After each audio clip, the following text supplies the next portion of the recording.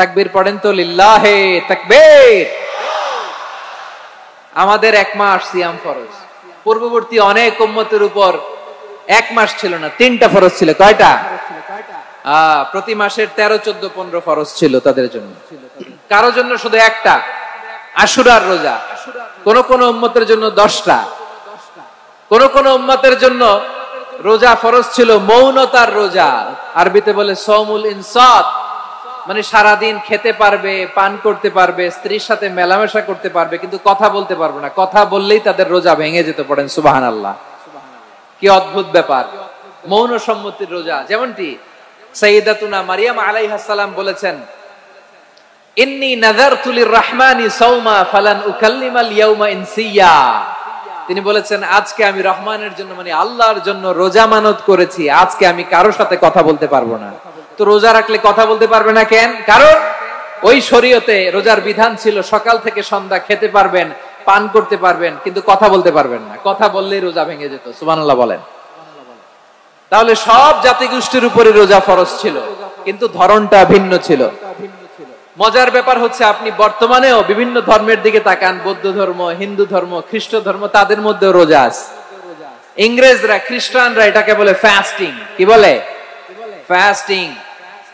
আমাদের হিন্দু ভাইয়েরা বলে উপবাস। তারা কি বলে?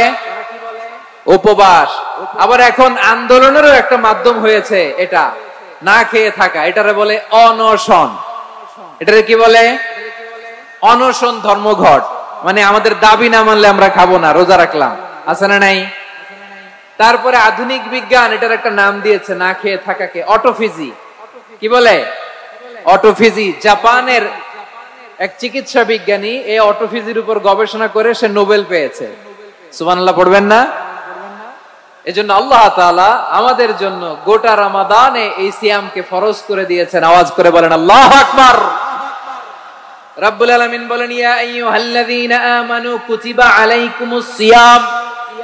সিয়ামকে তোমাদের উপরে ফরজ করা হয়েছে, কামা কুতিবা আলাল্লাযীনা মিন ক্বাবলিকুম, যেমনি তোমাদের পূর্ববর্তীদের উপর রোজা ফরজ করা হয়েছিল, লাআল্লাকুম তাত্তাকুন, যাতে করে তোমরা আল্লাহ সচেতন হতে পারো, যাতে করে তোমরা মুত্তাকি হতে পারো। লাআল্লাকুম তাত্তাকুন, যাতে করে আমরা আল্লাহ সচেতন হতে পারি, আল্লাহ কনসিয়াসনেস আমাদের মধ্যে গ্রো করে। এটা হচ্ছে রোজার prime objective, the prime objective of সিয়াম। অনেকে জিজ্ঞেস করলে অনেকে বলে রোজার মূল উদ্দেশ্য হচ্ছে না খেয়ে থাকা। না। অনেকে বলে গরিবদের কষ্ট অনুধাবন করা রোজার উদ্দেশ্য। না। রোজার উদ্দেশ্য কি, সিয়াম পালনের উদ্দেশ্য কি, এটা আল্লাহ তাআলা স্পষ্ট এই আয়াতের পেছনে বলেছেন যে লাআল্লাকুম তাত্তাকুন, যাতে করে তোমরা আল্লাহ সচেতন হতে পারো, আল্লাহ ভীতি তোমাদের মধ্যে গ্রো করে, গড কনসিয়াসনেস, আল্লাহ কনসিয়াসনেস, আল্লাহ সচেতনতা যেন বাড়ে, দ্য সেন্স অফ অ্যাকাউন্টেবিলিটি। আল্লাহর সুপ্রিম কোর্টের কাঠগড়া এই দুনিয়াতে আমি যাই করলাম তার সবকিছু যে পাই টু পাই হিসাব দিতে হবে, এই sense, to enhance the sense that whatever we do Allah is watching me. আপনি যাই করেন কেউ দেখে না, কিন্তু দেখে কে? শুরুতেই তো জিজ্ঞেস করেছিলাম যে কেউ যেটা দেখে না সেটা দেখে।